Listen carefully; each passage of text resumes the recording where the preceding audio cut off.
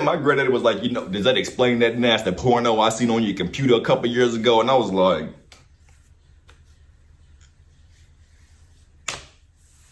Miss Johnson.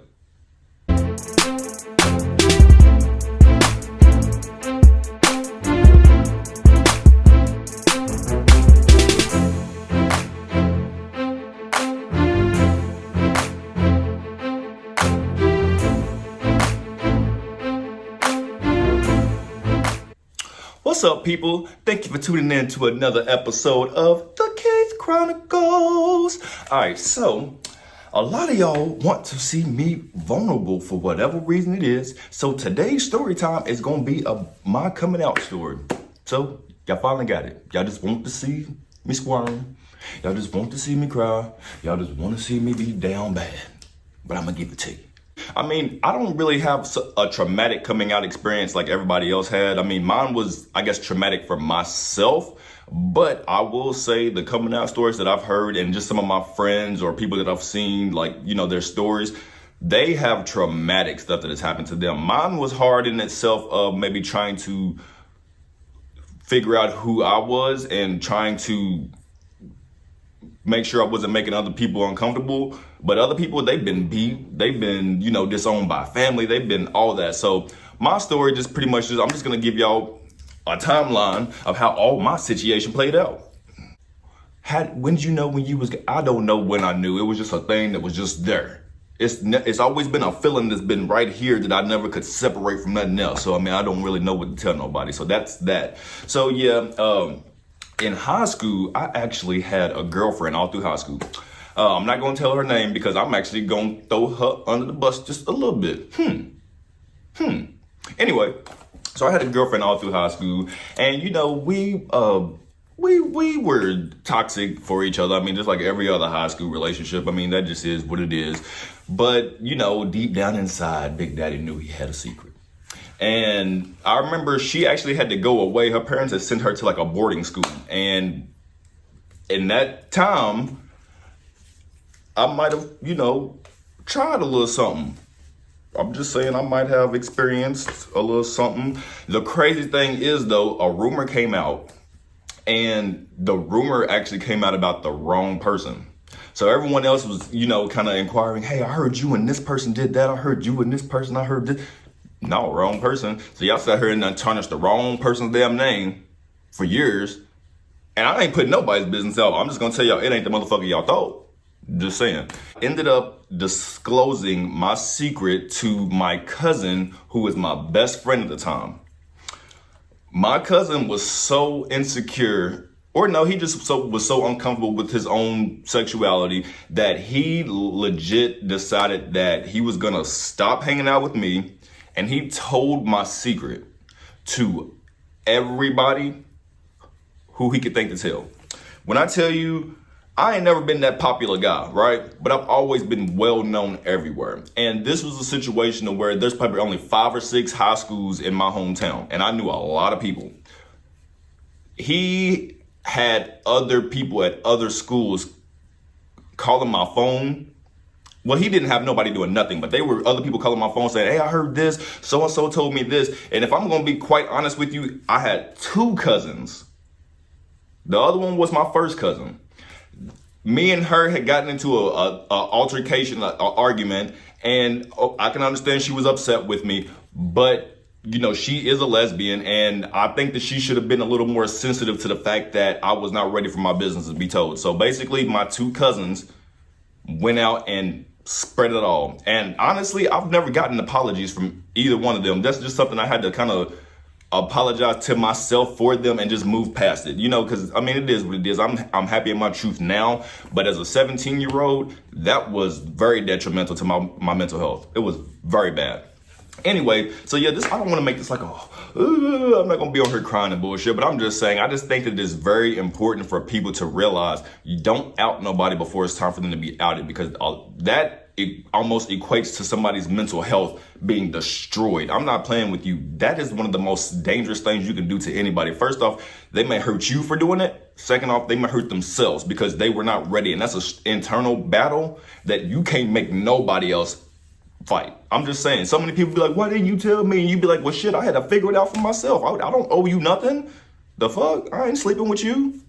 What? Excuse my language, YouTube. I'm sorry. I'm really trying to get monetized. Skip forward a couple years. I stopped doing all that little mess and I stayed with my girlfriend. She asked me a couple questions and I was like, no, no, I ain't never done no bullshit like that. Like, come on, nigga. I ain't do no bullshit like that. But I was doing that bullshit like that. Anyway, so we stayed together, and I remember my freshman year of college, we ended up finally breaking up. And at that point, I remember there was like a guy that I had knew back in middle school, and I'd always had my eye on him, and he always was cute, blah, blah, blah, blah, blah. So we ended up getting together, and of course, that situation was toxic as fuck as well. I think it's me. I think it's me. I think I'm the toxic individual. No, I'm the shit. Anyway, so yeah, when it comes to that, I would never forget there was a situation, had to deny her for him. And she broke down. And that destroyed me. I vowed from then on there, I was never, ever, ever gonna date another woman again, just because unless somebody was cool with, my lifestyle, because at the end of the day, that's not a situation I ever want to put no female in. Just imagine somebody that you love telling you, oh, I'm sorry, I can't be with you because I'm with another man. That has to be devastating. And then I just imagine, like, I wouldn't want nobody doing that to my mom. I wouldn't want nobody doing that to my sister or nobody that I care about. So at the end of the day, like, why would I keep putting myself out there like that? That's irresponsible of me as a man, period. And I mean, I'm not protecting black women at that point because I'm lying, living a whole double life, possibly exposing them to some other bullshit they ain't got no business being exposed to. Like, all right, sorry, I've had a bunch of coffee, y'all. Y'all know how I get. As far as like, my family goes, I will say, my family took it a lot better than what I thought. For me, I live with guilt. I hated myself. I thought that I was just gonna be like, I don't know. I don't know.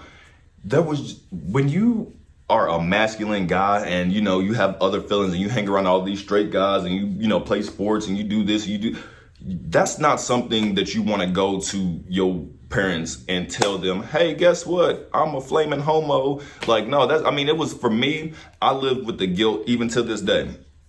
I live with the guilt of being my mom's only son, and guess what? I'm gay. I'm my sister's only brother. Guess what? I'm gay. I'm my grandmother's only grandson. Guess what? I'm gay.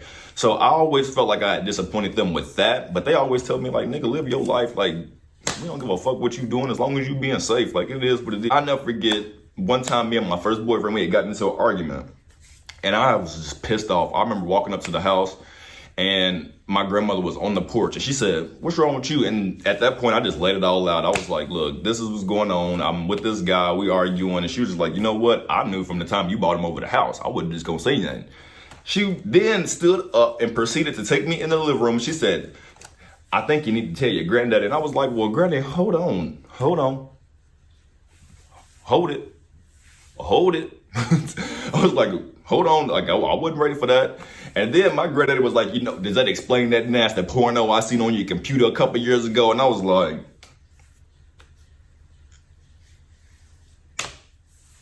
Miss Johnson. That's pretty much,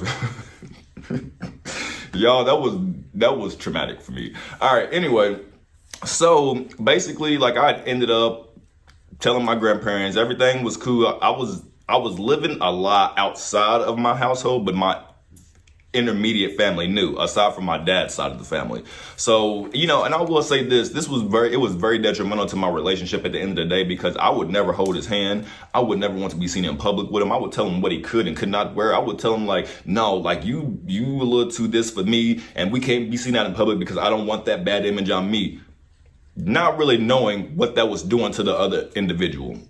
That was probably fucking him up, and I probably should apologize to him for that. I probably should, but I was just so uncomfortable with myself, and I was so uncomfortable with everybody in my city knowing my business, because, you know, I guess Lexington is really not that small of a city, but compared to where I am now, it's really small and everybody knows everybody. You got to worry about cousins, mamas, aunties, grannies. Everybody's cousin, auntie, mama, and granny. I'm just saying everybody's related. So of course your business is gonna get out. And that was the worst thing for me, because I just didn't want my older brothers on my dad's side to be like ashamed of me. And like, it was just a lot. Oh God, is this like a sob story? I'm trying not to do that.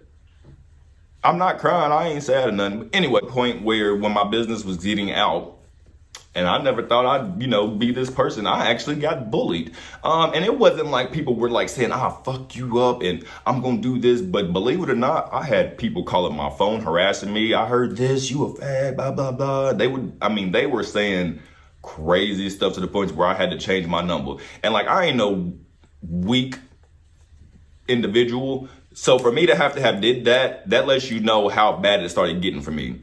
And I ended up losing all of my friends, every single guy that I was cool with, people that I grew up with from childhood, went to middle school with. Nobody messed with me no more. I didn't hear from anybody. I did not hear from anybody. I literally was ridiculed by all the girls, and then all the guys disowned me. And it's so crazy, you know, I'll say this, maybe we were young. I should not allow it to affect me to this point, but it really let me know that, you know, Keith, I'll be, you know, fighting for these black women. I'll be like, black women, black women, black women, black women, respect, respect, respect, respect, respect. But it's crazy. The first ones to end up calling you the F word when they get mad at you. They always want one in their camp. They always want one on their team. Let them get mad at you. And guess what you are to them? So that's another reason why I didn't want nobody knowing my damn shit. It is what it is. Now, I'm 29 years old. Guess what? I'm living my best life. Guess what? I'm a flaming homo. I don't give a damn who know, and I'm living my truth. I don't care. Like, it is what it is. One thing I will say is a little frustrating about it.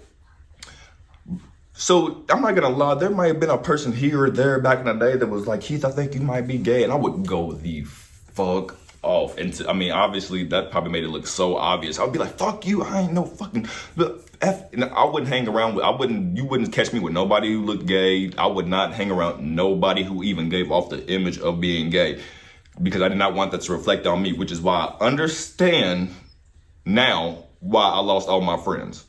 But now it's the reverse. Basically, I'll be like, yeah, I'm gay. And people be like, no, you're not like the other gay people I see. What the fuck that mean? I mean, thank you. But what the fuck that mean? And you know what else? I always had the baddest friends. Now look, I'm gonna tell you this. In high school, all the girls that I was cool with was bad than the motherfucking. I always had niggas hit me up like, bro, hook me up with old girl. Like, you hang around all the bad bitches, blah, blah, blah, blah, blah, blah, blah, blah. They didn't know that I was secretly like, hey, girl. I wasn't that, because honestly, a lot of the girls, they didn't know my business neither until I got older. Even if they probably suspected it, they didn't know. And guess what? I was fucking half of them. Everybody thought I had all the hoes because all my friends was cute. They was all cute. They was all cute. Then I might have been responsible for putting a couple people together and turning a couple people out, because you know my best friend was a lesbian. I turned a lot of them hoes out. Lexington, y'all can thank me and my best friend. That's why all y'all lesbians now. At the Plasma Center. I'm not gonna tell you which one, because these niggas ain't about to come lock me up, but I was working at the Plasma Center, and I remember to be able to donate plasma, you cannot be a homosexual. And it's just, you know, based off the CDC guidelines, it's just federally just a law, which is crazy. I'm sure y'all witnessed that as well when they were, you know, turning away gay men to give blood and plasma when it came to COVID. So anyway, I basically was a phlebotomist at the Plasma Center, which means I, you know, drew blood from people and drew plasma and stuff like that. But I also would donate on the side because we got paid a little extra because we worked there. So I was like, fuck it, I'm gonna donate. So the whole time I was there, I had to lie about my sexuality, and it was the most stressful thing in the world, because at that point, right before I'd accepted that job, I actually was okay with people knowing that I was gay. And then I had to go right back on lockdown, and that messed And that probably is what caused my relationship to end, to be completely honest with you, because that made, once everything was starting to lighten up, everything had to go straight back on lockdown because I would have lost my job if they had found out that I was a homosexual. Like, ain't that crazy? Like, ain't that crazy? Well, anyway, this is the most thrown together coming out story. I don't know. I just really wanted to just put some content together and give to y'all because I know people were saying that they were wanting more content from me. And, you know, to be honest with you, that's the extent of my coming out story. Thank you for tuning in to another episode of The Keith Chronicle.